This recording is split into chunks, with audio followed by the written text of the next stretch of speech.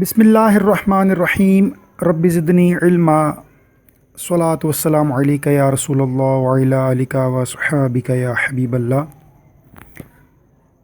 Dear students, अस्सलामु अलैकुम व रहमतुल्लाहि व बरकातहू। Welcome. Today our lecture is about mathematics grade 4 unit number 5 fractions exercise 5.7, and now today topic is equivalent fractions. Dear students, let's start. Dear students, SLOs of this lecture are in front of you. Firstly, after this lecture you will be able to define equivalent fraction. Secondly, you will be able to make equivalent fraction using multiplying method. And thirdly, you will be able to make equivalent fraction using division method. Dear students, equivalent fractions definition with example is in front of you. Equivalent fractions are fractions which have different numerators and denominators but have same value. Clear? Equivalent fractions वो fractions होती हैं जिनके numerators और denominators दोनों different होते हैं लेकिन उनकी वैल्यू सेम होती है। क्लियर? फॉर एग्जांपल हमारे सामने 1/2 है इज इक्वल टू 2/4 है। आप गौर करें, एक सर्कल है, उसको हाफ किया तो दो पार्ट उसके बनाए गए तो हम उसको कहेंगे 1/2। जब इसमें 1 कलर कर दिया और 1 को विदाउट कलर रखा तो ये 1/2 हो गया। इट मीन्स होल का हाफ। अब इसी तरह से आप एक होल सर्कल लेते हैं और उसके 4 इक्वल पार्ट्स कर देते हैं और उसके बाद जो 2 पार्ट्स हैं उनको आप कलर कर देते हैं। तो आप ज़रा दोनों पिक्चर्स को गौर से देखें, आपको ऐसा ही लगेगा कि दोनों हाफ पिक्चर्स कलर्ड हैं और हाफ विदाउट कलर हैं। तो इट मीन्स 1/2 जो है वो 2/4 के इक्वल होगा। डियर स्टूडेंट्स, इस वक्त जो स्लाइड आपके सामने है उसमें इक्विवेलेंट फ्रैक्शंस बनाने के जो 2 तरीके हमने एसएलओ में डिस्कस किए थे उनमें से एक यूजिंग मल्टीप्लाइंग मेथड वाला है। Let's multiply 4/6 by 2/2। अब गौर से एग्जाम्पल को देखें। 4/6 जो है उसको सेम नंबर के साथ, यानी नोमिनेटर को भी 2 के साथ और डिनोमिनेटर को भी 2 के साथ हमने मल्टीप्लाई किया तो हमारे सामने जो नई फ्रैक्शन बनी वो बनी 8/12। अब ये जो 8/12 है, आप गौर करें, वो 4/6 के इक्वल है। समझ आई बेटे आपको? यानी जब आप नोमिनेटर को और डिनोमिनेटर को सेम नंबर के साथ मल्टीप्लाई करते हैं तो उसकी वैल्यू में कोई तब्दीली नहीं आती। क्लियर? अच्छा, अब आप ज़रा गौर से देखें, जो आगे हमने पिक्चर बनाई हुई है उसमें 12 पार्ट हैं और जितने नोमिनेटर का नंबर है यानी 8 है तो 8 पार्ट्स हमने उसमें कलर किए। पिछले लेक्चर में भी हमने सीखा था।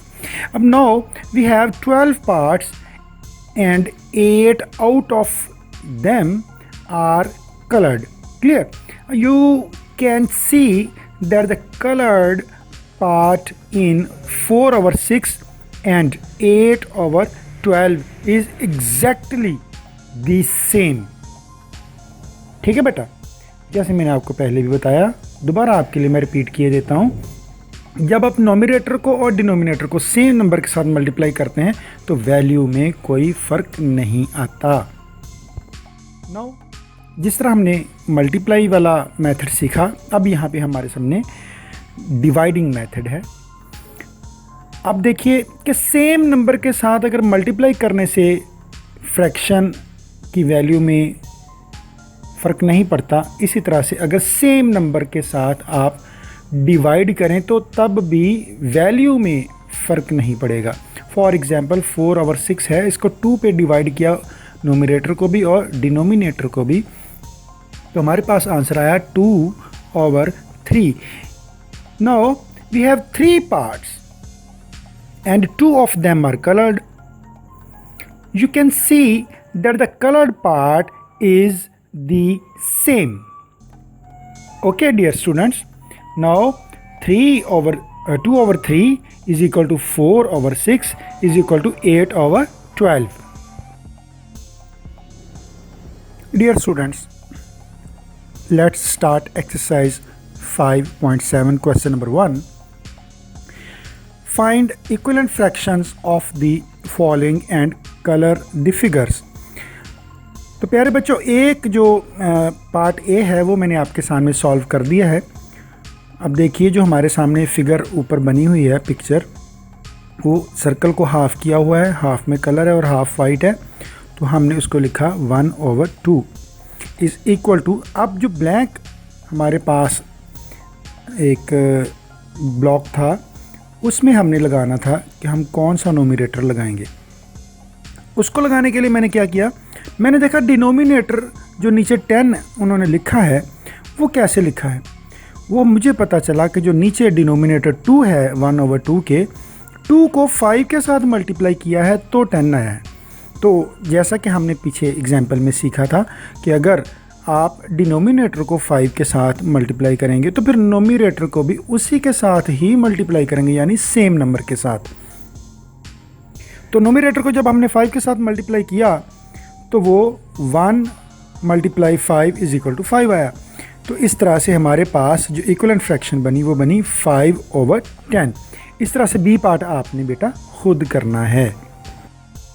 डियर स्टूडेंट्स, क्वेश्चन नंबर 2 आपके सामने है। Find equivalent fractions for each of the following by multiplying or dividing the numerator given. तो प्यारे बच्चों, आपको फिर मैं वही बात करूंगा कि आपने वो जो एग्जाम्पल मैंने आपको बताई थी उसमें जो ख़ास चीज़ सीखने की थी वो ये थी कि मेथड कोई सा भी हो, चाहे मल्टीप्लाई का मेथड हो या डिवाइड का मेथड हो, जब भी आपने इक्विवेलेंट फ्रैक्शन बनानी है तो आपने जिस भी नंबर से मल्टीप्लाई करना है या डिवाइड करना है वो नंबर सेम होना चाहिए, यानी नोमिनेटर को भी और डिनोमिनेटर को भी सेम नंबर के साथ ही मल्टीप्लाई करेंगे या डिवाइड करेंगे। तो पार्ट ए जो है वो मैंने आपके सामने सॉल्व कर दिया है, यानी 2 को नोमिनेटर और डिनोमिनेटर दोनों के साथ मल्टीप्लाई करने से 2/12 आया, तो 1/6 = 2/12 होगा। तो ये तो हो गया मल्टीप्लाई का। अब पार्ट डी को अगर आप चेक करें तो वो है 6/9, तो वो डिवाइड किया गया है सेम नंबर कौन सा है 3।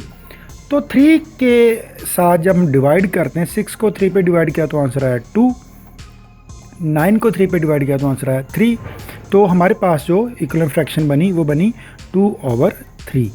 तो प्यारे बच्चों, आपको फिर याददाश्त के लिए मैं दोहराई देता हूँ कि मल्टीप्लाई का मेथड हो या डिवीज़न का मेथड हो जिसमें आपने इक्विवेलेंट फ्रैक्शन बनानी है, आपने नंबर को सेम रखना है, सेम नंबर के साथ मल्टीप्लाई या डिवाइड करना है। क्लियर?